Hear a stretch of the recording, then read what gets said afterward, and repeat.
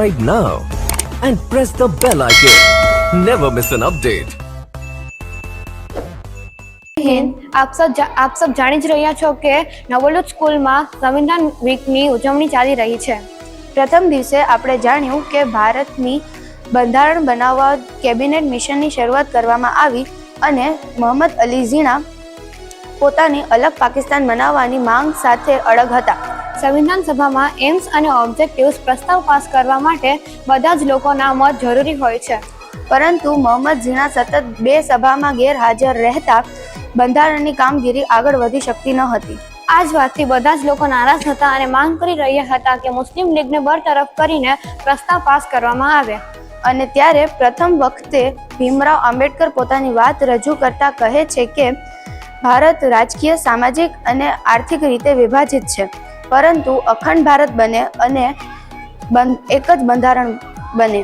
અને આજ અખંડ ભારતની ઉગ્ર માંગ સાથે 22મી જાન્યુઆરીએ સંવિધાનમાં પહેલું અને મહત્વપૂર્ણ પ્રસ્તાવ મુસ્લિમ લીગની ગેરહાજરીમાં પાસ કરવામાં આવે છે. અને તેથી જ મોહમ્મદ ઝીણા સંવિધાન સભાને જ ગેરકાનૂની જાહેર કરી દે છે.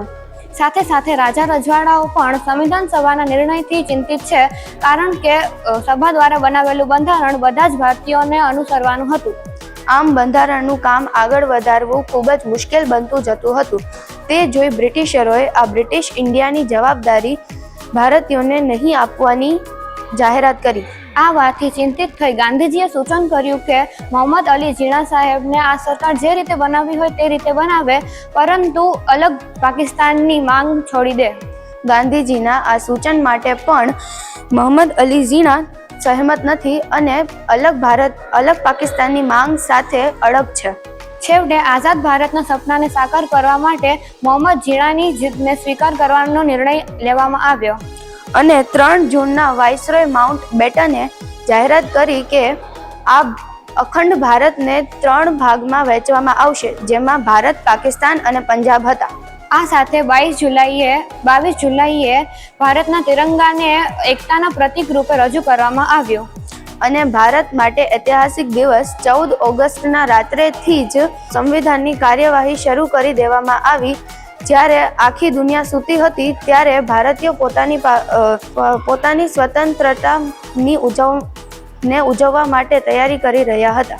જે ક્ષણની બધા જ ભારતીયો આતુરતાથી રાહ જોઈ રહ્યા હતા તે દિવસ 15 ઓગસ્ટ 1947ના દિવસે બધા જ બંધારણના ઘડવૈયા દિલ્હીમાં મળ્યા, પરંતુ ગાંધીજીની ગેરહાજરી બધાને ખટકતી હતી. સૌએ સાથે મળી આઝાદ ભારતની સરકારને વધાવી હતી. તો મૂળ અંધકારમાંથી અધિકારના પ્રકાશ તરફની સફર આવતીકાલે જોઈશું. જય હિન્દ.